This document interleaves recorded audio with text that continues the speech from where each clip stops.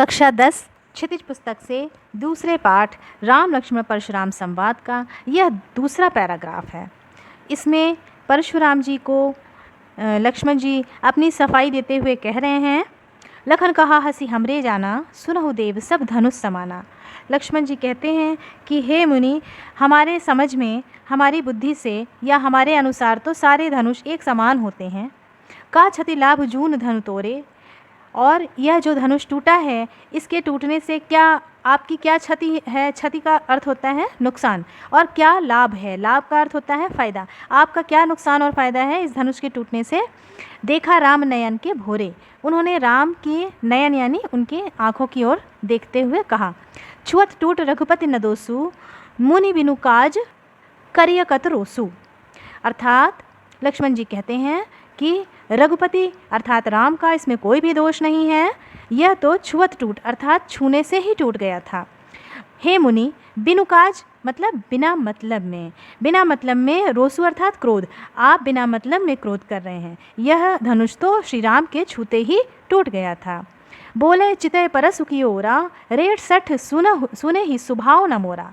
अर्थात परशुराम ने अपने परसु की ओर अर्थात अपने फरसे की ओर, जो फरसा जो उनका हथियार है उसकी ओर देखा, चितय माने देखा, और उन्होंने कहा, रे सठ, हे मूर्ख, क्या तूने मेरा स्वभाव नहीं सुना है? स्वभाव मतलब स्वभाव, जो नेचर होता है। सुना ही मतलब सुना है। क्या तूने मेरा स्वभाव नहीं सुना है? क्या तूने मेरे स्वभाव के बारे में नहीं सुना है? जो तू मतलब इस तरह से मुझसे बातचीत कर रहा है, तुझे डर नहीं लग रहा है, तो क्या तूने मेरे स्वभाव के बारे में नहीं सुना है? बालक बोली बधाओ नहीं तो ही, केवल मुनि जड़ जाने ही मोही। परशुराम कहते हैं कि बालक सोचकर मैंने अब तक तुम्हारा वध नहीं किया है। बधाओ मतलब वध करना, मार देना, जान से मार देना। तो वो कहते हैं कि बालक सोच करके, छोटा बालक सोच करके मैंने तेरा वध नहीं किया है, और तू क्या केवल मुझे जड़ मुनि जानता है? तू मूर्ख है और मुझे केवल मुनि जानता है। जड़ का अर्थ होता है मूर्ख, जड़ बुद्धि अर्थात मूर्ख बुद्धि। तो उन्होंने कहा कि तू इतना मूर्ख है, तू निरा मूर्ख है, जो मुझे केवल साधारण मुनि के रूप में जान रहा है। बाल ब्रह्मचारी अति कोही, फिर उन्होंने अपना बखान किया अर्थात अपने प्रताप का वर्णन किया कि मैं बाल ब्रह्मचारी हूँ, अर्थात मैंने आजीवन विवाह नहीं किया, मैं बाल ब्रह्मचारी हूँ, और अति कोही मतलब बहुत अधिक क्रोध वाला हूँ। विश्वविदित क्षत्रिय कुल द्रोही, अर्थात विश्वविदित है, पूरा विश्व जानता है, पूरा संसार जानता है कि मैं क्षत्रिय कुल का द्रोही हूँ, क्षत्रिय कुल का नाश करने वाला हूँ। भुजबल भूमि भूप बिनु कीन्ही, विपुल बार महि देवन दीन्ही। वे कहते हैं परशुराम कि मैंने अपने भुजाओं के बल से कई बार भूमि को अर्थात धरती को भूप के बिना कर दिया है। भूप का अर्थ होता है राजा।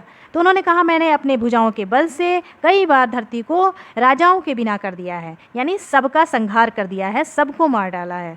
और विपुल बार अर्थात कई बार महिदेवन यानी ब्राह्मणों को दान दे दिया है।